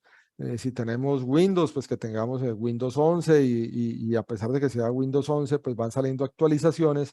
Entonces ir validando de que sí tenemos la última actualización en el computador. A veces nos salen esos mensajes de que hay que reiniciar y de pronto pues tal vez porque no reiniciamos el computador no las aplicamos. Tengamos esa buena práctica de estarlo reiniciando periódicamente y poder actualizar con todos esos parches de seguridad que van liberando los proveedores pues, ya, de Microsoft y eso. Lo mismo hay que hacer con el celular. Con el celular también periódicamente van saliendo actualizaciones del sistema operativo. Entonces ahí también debemos estar atentos y poder aplicar pues esas últimas actualizaciones. También aquí esto nos va convirtiendo también pues el tema de la tecnología, como va avanzando, también hay cosas que se van quedando obsoletas y al final eso ¿qué significa? Que si tenemos un celular digamos viejito, que de pronto tenía ya el iOS, una versión ya muy antigua y ya no permite actualizaciones en el sistema operativo, pues se va volviendo también inseguro, porque entonces ahí hay vulnerabilidades que salen, como les digo, salen nuevas vulnerabilidades para ese celular. Y como ya no hay actualizaciones, en las actualizaciones lo que el proveedor hace es incluirle cómo parchar, digamos, cómo cubrir esa vulnerabilidad y que ya no esté presente. Pero si yo no le aplico esa actualización, pues ahí la vulnerabilidad me queda abierta. Entonces, por eso es que no es recomendable tener celulares ya con versiones viejitas. Asimismo, pues vemos que las mismas aplicaciones van dejando de funcionar. Por ejemplo, vemos que el WhatsApp también dice, no, WhatsApp funciona hasta cierta versión del sistema operativo. Si usted tiene una versión anterior, pues a partir de tal fecha ya no le va a funcionar el WhatsApp. Y así pasa. Lo mismo pues deberíamos tener en cuenta para las transacciones financieras, no hacerlas ya con versiones muy viejitas. Y lo mismo pues con el Android, ¿no? Entonces, con frecuencia, pues los fabricantes van ofreciendo estas actualizaciones para protegernos de esas vulnerabilidades. Entonces, eso hay que mantenerlo actualizado y hay que ser, pues, juiciosos con eso. Otra cosa es sobre las contraseñas, ¿no? Es importante tener un adecuado manejo de las contraseñas. Pues que recordemos que la contraseña, digamos, para entrar al banco, pues esa es como la llave, ¿no? Esa es la llave, pues, de la caja fuerte. Entonces, no pongamos una contraseña demasiado fácil, pues, que sea 1, 2, 3, 4, o de pronto el año de nacimiento, porque si alguien capturó nuestros datos personales pues ya sabe nuestro año de nacimiento, pues va a ser de las primeras cosas que va a intentar para ingresar, o incluso algunos ponen el año actual, 2022, entonces ese tipo de contraseñas pues no deberían ser las que utilicemos, ¿cierto? Para que no sean tan sencillas. Los bancos usualmente también ya han implementado de que requieren una doble autenticación, ¿cierto? Una autenticación inicial para entrar y cuando ya vamos a hacer una transacción adicional como un pago, transferencia o algo así, pues nos piden otro código para confirmar la transacción, que usualmente ese código es lo que se llama múltiple factor de autenticación y ese factor de autenticación nos lo envían a otro dispositivo, que puede ser un mensaje de texto al celular, o un mensaje de WhatsApp y de esa manera pues poder confirmar la transacción. Ahí era cuando les hablaba hace un rato que eso es lo que se aprovechan los delincuentes o los ciberdelincuentes con el tema de la clonación de la SIM o cuando roban el celular, pues para poder, como ya tienen el celular en su poder, de esa manera pues poder autenticar que la transacción que van a hacer es válida. Otra cosa que también debemos tener en cuenta es tener una contraseña segura en la conexión de nuestra casa, pues de nuestra residencia, la conexión Wi-Fi. Pues nosotros no, pues, o sea, no desconfiamos de nuestros vecinos, pero igual es mejor por seguridad, pues tener una contraseña que sea segura, no que sea visible, pues para todo el mundo. Aquí solamente, pues como manera ilustrativa, vemos que las contraseñas, cuando son, por ejemplo, solamente caracteres, perdón, si son solo números, eh, para descifrarla, eso lo pueden hacer casi que al instante. Lo mismo que si solamente tiene letras minúsculas o solo combina letras minúsculas y mayúsculas, ¿cierto? Ahí puede ser casi al instante cuando están entre 4 y 5 caracteres. Si ya le aumentamos de 6 a 7 caracteres, vemos que va aumentando el tiempo para poderla descifrar. Si ya es de 8 a 9, pues ahí también va aumentando el tiempo y vemos que en la medida que la contraseña sea más larga, pues le va a tomar un tiempo mayor al atacante poderla descifrar. Entonces, ¿eso para qué nos sirve? Pues para darnos, digamos, un mayor nivel de seguridad y también nos recuerda que la contraseña, por eso es que hay que estarla cambiando. No podemos dejar la misma contraseña toda la vida porque pues en algún momento pudiera ser que la pudieran descifrar. Entonces, por eso es una buena práctica que estemos cambiando la contraseña pues de manera periódica, ¿cierto? Y estemos cambiando esa contraseña para que pues si por alguna razón llegó a quedar comprometida, pues tengamos ahí un tiempo que la podamos cambiar y entonces no la puedan utilizar pues algún atacante. Y lo mismo que les decía, la conexión Wi-Fi, también tratemos de cambiarla periódicamente y tener una contraseña segura. porque pues no es que desconfiemos pues de los vecinos, pero en algún momento pues puede que no sepamos también quiénes son todos los que viven, digamos, en el edificio o que estén cercanos a la residencia y que puedan en algún momento dado poder identificar esa contraseña Wi-Fi si es demasiado simple, ¿no? Que no vaya a ser pues 1, 2, 3, 4, como les decía, cosas así demasiado sencillas. O a veces también dejan la misma contraseña que el proveedor, digamos, Tigo Une o Claro o el que sea, pues tiene por defecto, porque entonces un atacante podría intentar esa contraseña. ¿Y cuál es el problema si nos llegan a identificar esa contraseña? Pues que un atacante podría capturar el tráfico, o sea, los datos que están digamos, están cursando en nuestra red Wi-Fi de la casa. Y en esos datos, pues ahí pueden ir datos como claves del banco, en fin, mucha información pues bastante crítica. Por eso es que es importante hacerlo. Bueno, pero entonces hasta aquí hemos dado sugerencias y qué hacer y qué cuidados tener, pero de todas maneras nos podría pasar un fraude, ¿no? Cuando hacemos una compra podríamos tener un fraude. Entonces, ¿qué es lo primero que hay que hacer? Pues lo primero, bueno, contactar al vendedor, ¿cierto? Por eso es importante que les decía, una de las consideraciones es que miremos que tenga algún mecanismo para contactarlo, ¿no? Porque puede ser, por ejemplo, de que compramos algo y no hemos recibido la compra y se demora y nada que llega, pues puede ser que el vendedor se quedó sin inventario o ha tenido alguna dificultad logística, o sea, puede que no sea un fraude, sino que de pronto sea algún tema logístico con el proveedor. Entonces hay que hablar con él, contactarlo inicialmente, tratar pues llegar a un acuerdo, ahora si necesitamos la compra para cierta fecha, pues mirar qué se puede hacer, ¿no? Si una de la devolución del dinero o si podemos esperar más, ¿no? Entonces ahí lo primero es contactarlo y gestionar pues qué solución podríamos tener con el vendedor. Lo otro, si ya vemos que no, pues el vendedor puede que no exista, como les decía, puede que de pronto era ficticio y caímos pues en una estafa, pues también hay que contactar al banco, ¿no? En ese caso, lo más pronto posible, porque si detectamos que es algo fraudulento, pues para que nos bloquee, como les decía, las cuentas, las tarjetas, para que no sigan haciendo más transacciones y se pueda hacer la respectiva investigación. Como el caso que les mencionaba, de que yo tuve pues una transacción ahí por $1 de Netflix que alguien hizo en mi nombre con una tarjeta, con una de mis tarjetas de crédito.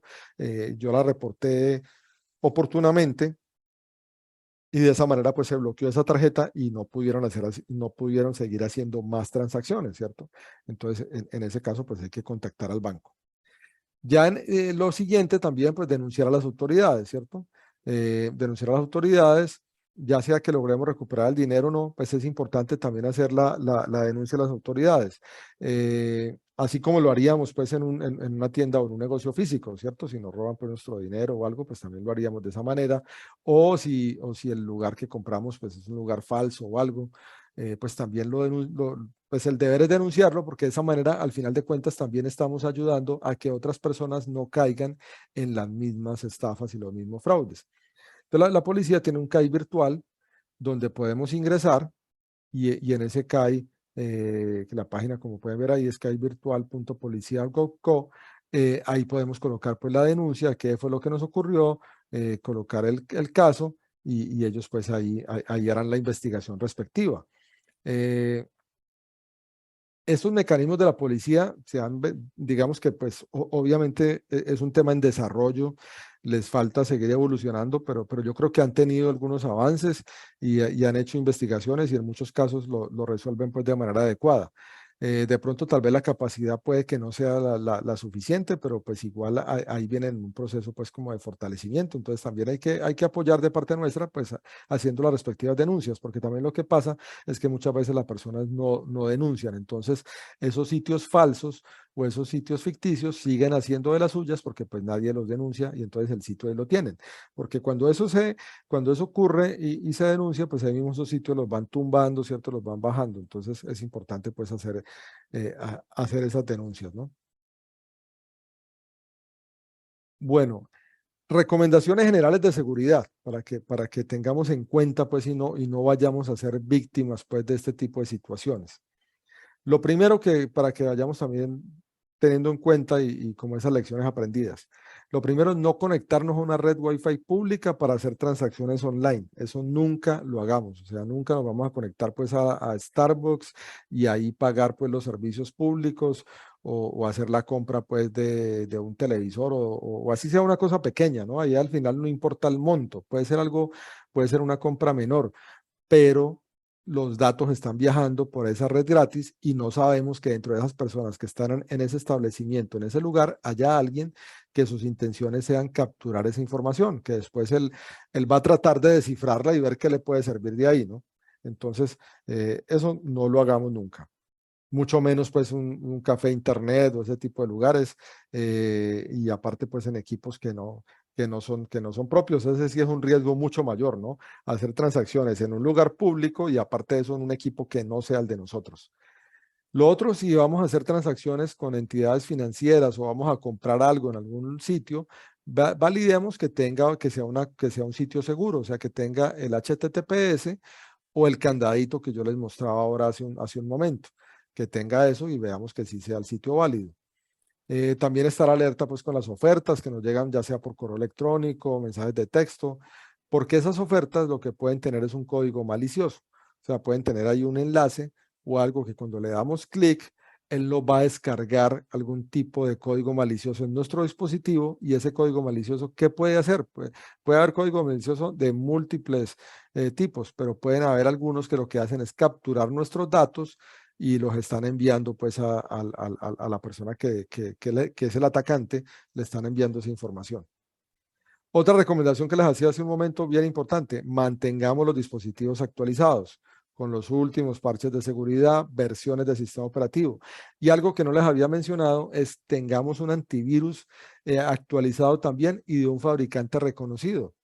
Aquí no, pues no por hacer publicidad, pero hay varios fabricantes conocidos, como puede ser Norton, SET, Kaspersky, en fin, hay múltiples antivirus que pueden ser bastante buenos, y es importante que tengamos eso en nuestro computador, no solamente en el computador de la oficina, pues en el computador que tenemos en el trabajo y el que nos dan en la compañía, sino que también en nuestros computadores personales, porque pues muchas veces las transacciones financieras las hacemos desde el computador personal. Entonces es importante que ahí tengamos un antivirus. ¿Y por qué es bueno? Porque cuando tengamos algún tipo de esos ataques que les mencionaba ahora, del malware o de ese código malicioso, esos antivirus, cuando el antivirus, digamos, está actualizado y es un antivirus bueno, está en capacidad de detectar ese tipo de cosas y bloquear ese tipo de enlaces. Decir, no, esto es un código malicioso y lo bloquea. Entonces, por eso es importante tener ese tipo de protecciones. Lo mismo también los antivirus hacen con el correo. Cuando llegan ese tipo de correos con esos enlaces maliciosos, el correo los va filtrando, porque ellos ya tienen, digamos, como una base de datos donde saben qué correos pueden ser maliciosos, entonces los van filtrando y a nosotros ya no nos llegan toda esa cantidad de correos. Puede que nos pase uno que otro, pero sí nos va filtrando muchos de esos correos, ¿no?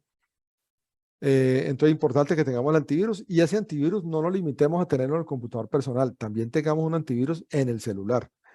Incluso si el celular es iPhone, como les decía, ahí pensamos a veces que por ser iPhone no necesita un antivirus, pero no, para tener un mayor nivel de tranquilidad y de seguridad, instalemos un antivirus que sea un antivirus reconocido, preferiblemente pues que sea un antivirus pues que tengamos que pagar por él, porque hay antivirus gratuitos que son buenos, pero los antivirus de pago, digamos, lo que tienen normalmente tienen más funcionalidades, entonces nos dan un nivel de protección mayor.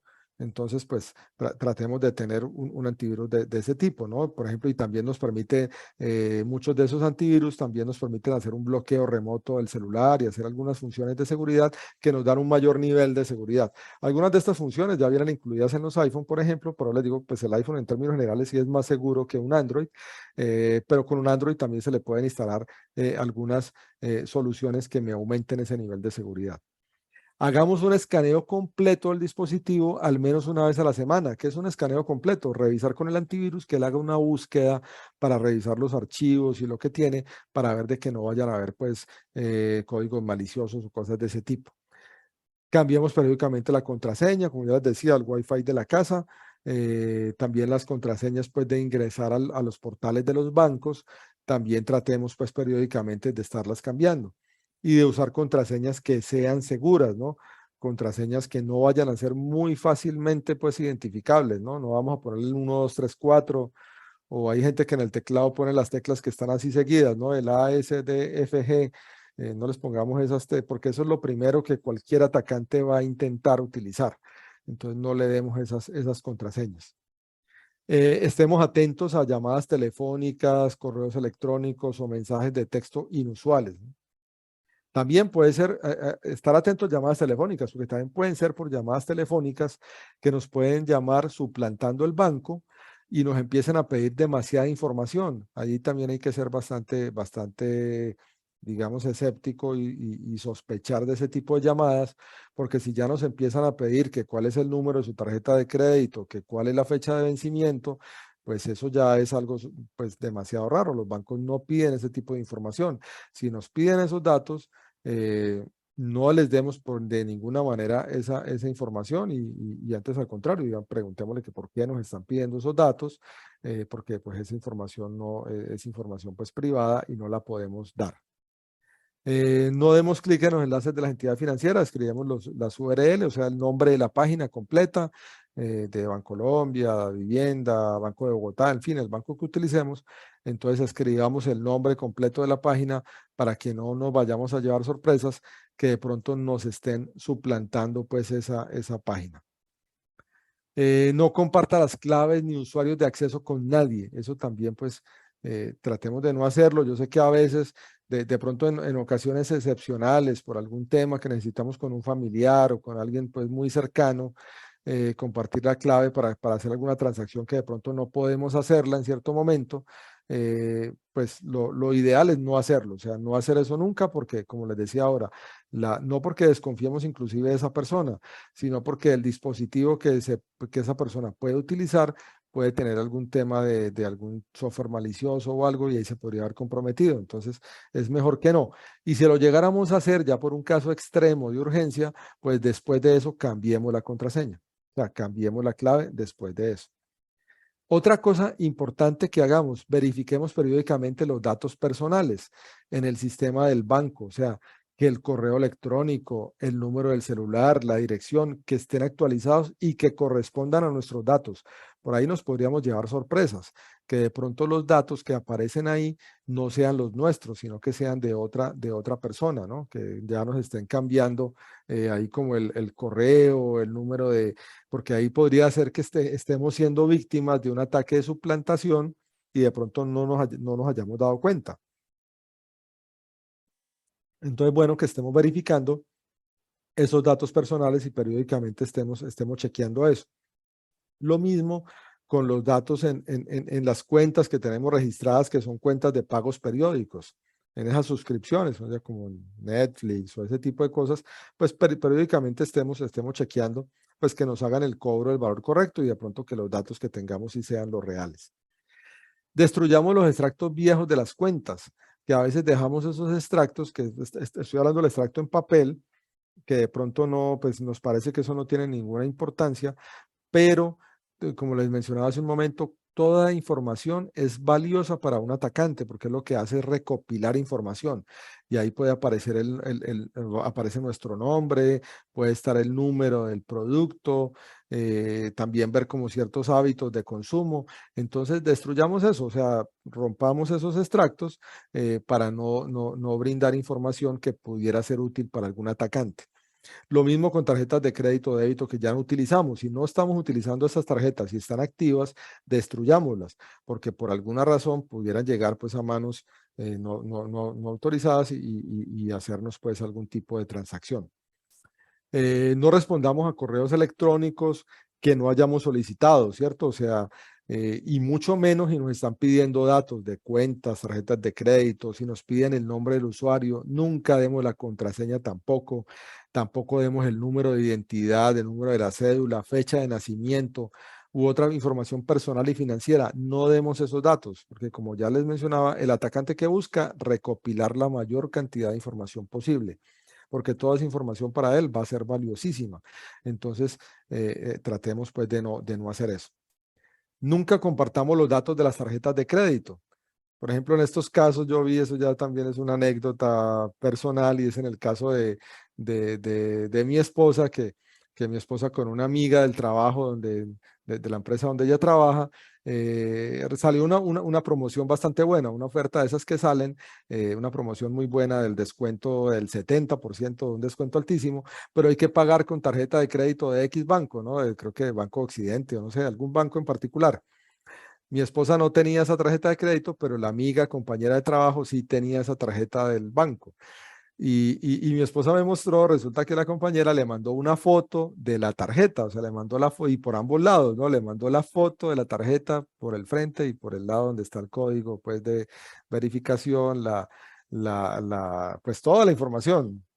Eh, pues obviamente eso no lo hagamos, o sea, si es una persona de confianza, no hagamos ese tipo de cosas porque pues no sabemos, como les decía ahora, el celular al que lo estamos enviando puede que no sabemos si está en una red segura, no sabemos si el dispositivo es seguro, no sabemos si esa persona va a borrar esos datos o los va a dejar ahí, porque hay personas que nunca borran nada en el celular, entonces no sabemos si esos datos van a quedar ahí indefinidamente, alguien puede que se robe luego el celular, o sea, no sabemos qué va a pasar con eso, entonces nunca compartamos ese tipo de cosas, ¿no? Tengamos en cuenta pues esas recomendaciones. Bueno, hasta aquí era como las recomendaciones que teníamos para que tratemos de no ser víctimas de estos ataques, que como ya vemos, pues no podemos dejar de hacer transacciones en Internet, es la tendencia, cada vez haremos más. Lo que tenemos que estar es muy atentos a los distintos tipos de fraudes que se pueden cometer y de qué manera estar, digamos, como tener mecanismos de protección para que no vayamos a ser víctima de eso. Entonces veo que por acá en preguntas y respuestas, bueno, aquí la primera pregunta me hace en un momento, ¿qué antivirus es recomendable para el celular? Bueno, ahí lo recomendable es que, y también, y sale mucho mejor, todos los antivirus ya hoy en día nos dan la posibilidad de que lo instalemos para el computador personal y para el celular. Casi siempre nos dan ya esa posibilidad de asegurar varios dispositivos. Algunos dicen que 5, otros incluso más. Podemos tener así ya como todo el grupo familiar, ¿no? Y ese mismo antivirus nos sirve, ahí lo que nos da es un código, nos da un código y eso lo podemos descargar en la aplicación, pues ya sea del iPhone o del Android, descargamos la aplicación y nos pide el código y con eso pues ya tenemos el antivirus activo y eso nos sirve para muchos antivirus como Norton, McAfee, Trend Micro, ESET. Hay varias marcas, digamos, que son buenas. Podemos descargar alguno de esos en el celular y que sea el mismo pues que tengamos ahí para el computador personal, ¿no? Bueno, aquí otra persona pregunta, buenas noches, a propósito de no hacer transacciones en redes Wi-Fi públicas, ¿qué opina de hacerlo en la red Wi-Fi de la empresa o de hoteles? Que estando de viaje puede ser la única manera de conectarse. Bueno, en el Wi-Fi de la empresa, digamos que en términos generales debería ser segura, pues si la empresa, bueno, considerando que sea una empresa donde haya un departamento de tecnología, que tenga un departamento de seguridad, porque también hay empresas, digamos, empresas pequeñas donde eso no lo tienen, ¿no? Hay empresas pequeñas donde simplemente tienen una conexión a Internet, que están conectados a algún proveedor, pues Claro, Tigo, UNE, están conectados a algún proveedor, pero tampoco tienen ningún tipo de protección, o sea que el tema de la empresa no es que ya de por sí sea segura. Para ser segura tiene que ser que sea una empresa donde haya un área pues de tecnología y de seguridad que esté preocupada por esos temas de seguridad y tenga todos los mecanismos, que haya firewall, todos los mecanismos de seguridad pues para mecanismos de prevención de intrusos, todos esos mecanismos que ya en las redes empresariales se utilizan para disminuir la posibilidad de que un atacante pueda ingresar a esa red. Pero si es una empresa pequeña donde muy probablemente eso no exista, pues ahí tampoco esa red, aunque sea la de la empresa, no va a ser muy confiable para hacer transacciones financieras, ¿no? Lo mismo lo de hoteles, también con los hoteles pasa lo mismo. En los hoteles, ¿qué pasa en los hoteles? Los hoteles, digamos, las grandes cadenas de hoteles, digamos, hoteles Estelar, por ejemplo, o grandes cadenas así de ese tipo, como Hilton, ellos tienen una red empresarial, que es una red muy segura porque es para sus efectos empresariales, y ellos tienen usualmente una red de visitantes, y esas redes puede que no sean tan seguras. Entonces ahí lo más recomendable es que no utilicemos esas redes para hacer transacciones financieras, y tratemos ahí en lo posible pues de conectarnos a través del plan de datos del celular, que ese sí, digamos, pues usualmente pues ya la gran mayoría tenemos datos a través del celular y entonces eso será una manera más confiable porque esos datos del celular sí es una conexión que solamente la tengo en mi equipo, ¿no? Entonces, tratemos en lo posible, si no tenemos una red Wi-Fi segura, ya sea la de la casa o de una empresa, que sea pues que tenga unas medidas adecuadas de protección, pues ahí lo último que podríamos hacer es utilizar los datos del celular. Y esa sería pues como la recomendación para que sea algo más confiable, ¿no? No sé si alguien más tenga pues alguna inquietud adicional. Sí, Carlos, tenemos otras inquietudes. Nos preguntan, ¿qué tan confiables son las transacciones en Nequi y DaviPlata? Bueno, pues DaviPlata es de Davivienda y Nequi pues es de Bancolombia, ¿cierto? Ellos tienen mecanismos de protección y mecanismos de seguridad que las hacen confiables, digamos, así como cuando hacemos pues las transacciones en Davivienda y en Bancolombia. Entonces, digamos que esos medios de pago y que sirven para hacer transacciones son seguros, los podemos considerar que son medios de pago seguros. Lo que hay que tener sobre todo mucho cuidado cuando hagamos compras en Internet son en esos sitios que nos piden los datos de la tarjeta de crédito, porque ahí es donde tenemos una mayor posibilidad de que esos datos no sean, digamos, capturados y no sean robados. Para eso, algo que también existe, que de hecho no mencioné en las recomendaciones en la presentación, pero también ya hay bancos que tienen tarjetas de crédito que son tarjetas virtuales y son tarjetas que funcionan como, le dan como un código, pero ese código es temporal. Entonces, es decir, yo utilizo esa tarjeta en una compra en un sitio, pero ese código ya no va a servir para hacer una compra posteriormente, sino que cada vez que hago la compra, ese código va variando. Entonces, esas tarjetas de crédito, por ejemplo, ya me dan un nivel de seguridad mayor, de tal forma de que si alguien me llegó a robar esos datos, pues igual no le van a servir, porque cuando vaya a utilizar ese dato de esa tarjeta de crédito, no le funciona, ¿no? Entonces, esas tarjetas de crédito también me dan pues un mayor nivel de seguridad.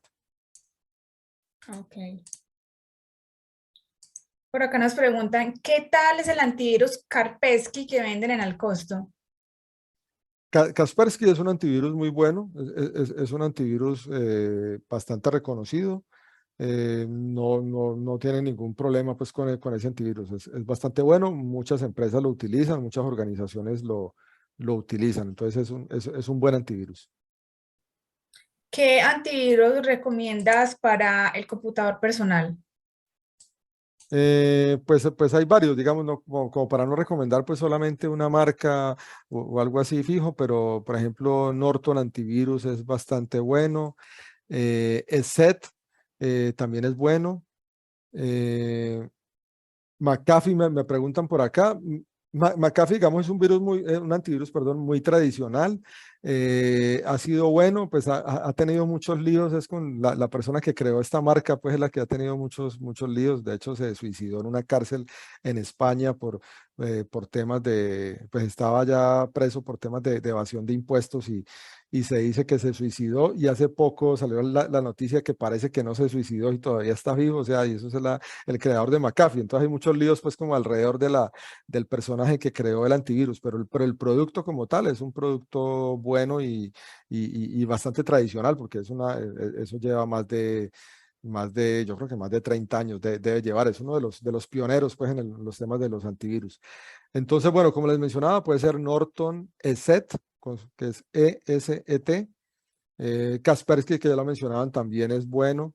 Hay otro que se llama Trend Micro, que también es bueno. Yo de hecho aquí los puedo escribir para que lo puedan ver como en el texto más fácil.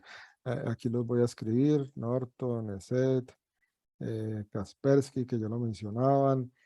eh, Trend Micro. Bueno, ahí están algunos ejemplos de algunos que son antivirus, digamos, buenos. Y estos antivirus también funcionan tanto para el computador personal, o sea, el computador puede ser en Windows o también puede ser el computador puede ser un Mac, y también para el celular, ¿no? Que eso es lo ideal. Bueno, aquí que de hecho, aquí pregunta alguien que siempre ha existido la controversia de si ponerle un antivirus a los computadores Mac. Entonces, como les decía, realmente los computadores Mac y también los celulares son más seguros que un computador, digamos, con Windows o que un computador con iPhone. Y eso también, ¿y por qué se explica eso también? Es porque finalmente son mucho más populares, digamos, los computadores con Windows y los celulares Android, pues son más populares. Entonces hay millones de dispositivos con sistema operativo Windows y con Android, pues para los celulares. Entonces los atacantes, pues desarrollan, digamos, mayores como más código malicioso y digamos más, tienen más desarrollo porque pues hay un mayor volumen de, como una superficie mayor donde pueden atacar. Pero eso no quiere decir que para el iPhone y para Mac no hayan virus y código malicioso, también lo hay.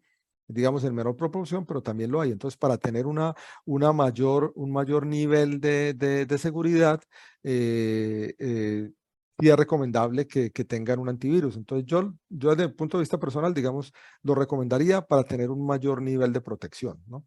Pero sí partiendo de la base de que ya por ser el iPhone y el Mac, pues digamos que tiene ya un nivel, digamos, está en cierto nivel de seguridad, pero lo queremos aumentar, entonces ahí le ponemos el antivirus. Bueno, aquí alguien pregunta sobre la seguridad del Windows Protect. Ese se me había olvidado mencionarlo. Windows Protect es el que viene con Windows, ¿no? Es el producto de Microsoft. Ese antivirus de Windows ha venido mejorando realmente y en la versión, digamos, los que tengan en el computador Windows 11, esa versión de Windows 11, digamos, es buena, es bastante buena y en muchos comparativos con otros antivirus queda muy al nivel de los otros. Entonces, es recomendable y se puede tener ese antivirus en el equipo y con eso pues ya tener un nivel de protección, digamos, aceptable, digamos, y adecuado, ¿no?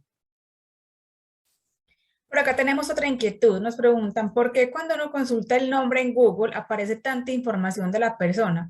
¿De qué manera se filtra la información personal, incluidas fotos y número de cédula? Muy buena pregunta. Y es una buena práctica, de hecho, que tengamos en Google, uno puede crear algunas alertas y uno puede crear una alerta como de tener una búsqueda con su nombre, o sea, crear una búsqueda con, puede ser el nombre pues de la persona y de esa manera estar como monitoreando pues qué hay con su nombre. Entonces, y por perdón, para ver qué se ha publicado en Internet respecto a uno mismo, porque pueden haberle robado los datos y eso puede haber habido una fuga de información de muchas maneras.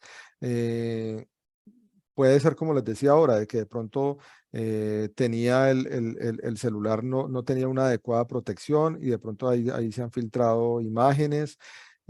También el computador igual puede haber pasado lo mismo.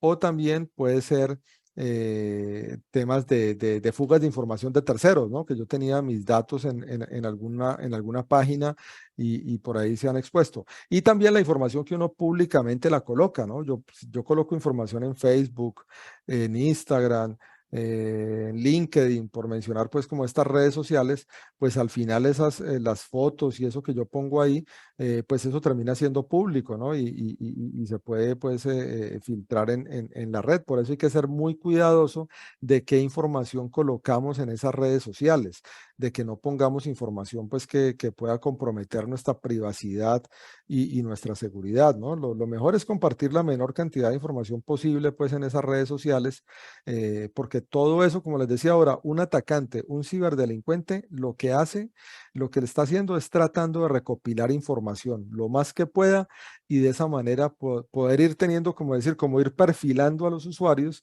y con ese perfil del usuario después poder ir a hacer algún tipo de ataque.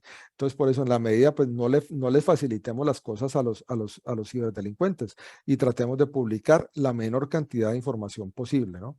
para que no tengan información de eso. Cosas tan simples, por ejemplo, que de pronto pueden parecer ya como algo de paranoia, pero desde el punto de vista de mis recomendaciones de seguridad, a mí, por ejemplo, no me parece bueno que las personas que colocan un adhesivo en su carro diciendo que son dos personas y que tienen dos hijos y que tienen dos mascotas. Me parece que eso es colocar demasiada información privada que yo no debería colocarla porque alguien pues ahí ya está conociendo cómo es mi grupo familiar y cómo está compuesto. Yo creo que esa información es privada y uno no debería colocarla de manera pública.